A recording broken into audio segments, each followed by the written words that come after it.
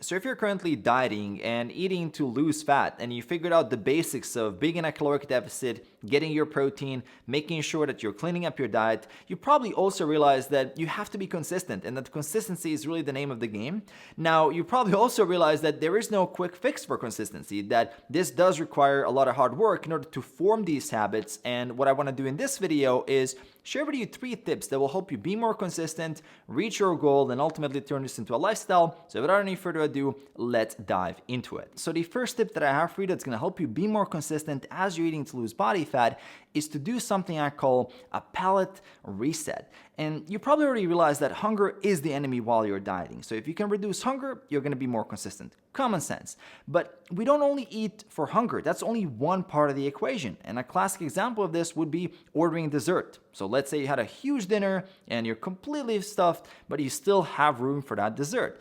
And in that particular case, we're eating for the reward value of that dessert. We find a lot of pleasure from that dessert even though we're full. And that's actually what happens with the diet itself over time as you get good with flexible dieting, fitting things into your macros, tracking things, ordering food in, preparing delicious recipes of healthy food. Everything fits calories into macros, but the issue is now, because there's a high reward value of all the foods that you're eating, you're actually having much more cravings. It's much easier for you to overeat now, and you have to exert a lot of willpower to control that intake. And when you find yourself in this situation, which is a situation that I've been in many, many times, you want to do that palate reset. And that palate reset is 3 to 4 weeks on a very boring, bland, single ingredient food diet, which essentially restarts the taste buds and that same amount of pleasure, which essentially you end up seeking more and more, so that again drives more cravings. Now, even from a little bit of that food, when you reintroduce it back into the diet, you find an enormous amount of pleasure. So you're essentially doing a little bit of restart. Obviously, this also helps with tracking the food. It's much easier. The meals are much simpler.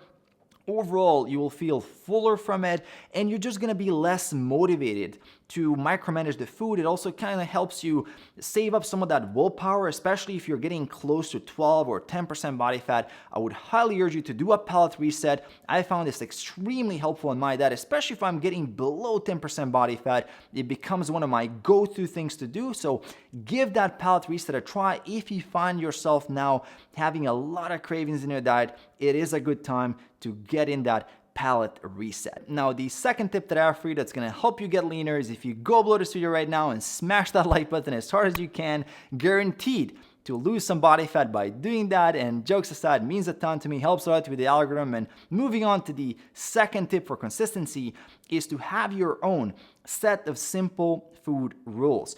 I'm a big fan of rules. I know a lot of people love flexibility and they love these tips and tricks, all these ninja strategies to make the diet more flexible and fancy. I'm a rules type of person. Probably comes back to my software engineering background. I just like having a good process and a good algorithm. And it just helps me eliminate the need to make that decision. I don't have to use my willpower anymore. The decision has already been made. And an example of this would be, if I'm at a restaurant, if I'm going to order a dessert, I'm going to share it with someone. It's a simple rule. There's nothing much to that except just ordering with someone else and sharing and having a half and half. Or if you're going to eat something, you're going to log it first.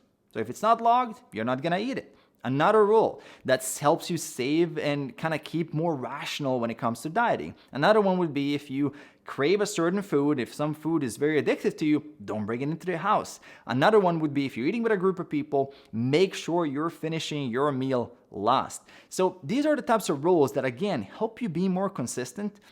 And if you're the type of person like me, you're going to appreciate these rules. And I know there's other people, obviously there's different personalities. Someone might find anxiety from having a lot of rules.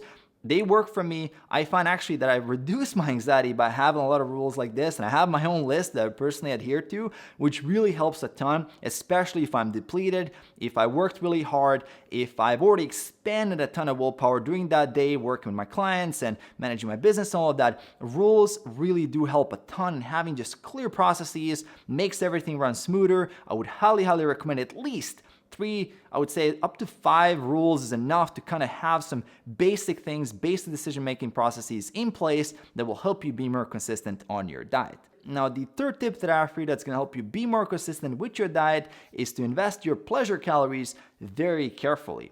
And you might be wondering now, Mario, what are pleasure calories? Well, the way I see it is you have your fuel calories, which is the majority of your diet. It's whole, healthy, and processed foods. But then you also have a limited budget of what I would call pleasure calories. And the purpose of those calories and those foods is to derive the maximum amount of pleasure. Now, what a lot of people do and make a mistake is they're not thinking like investors, and they're just taking those pleasure calories and investing them in very mediocre or foods they don't really enjoy, or foods they're just mindlessly eating, or foods that they're very indifferent toward, instead of seeking foods where they're going to get that maximum return on investment when it comes to pleasure.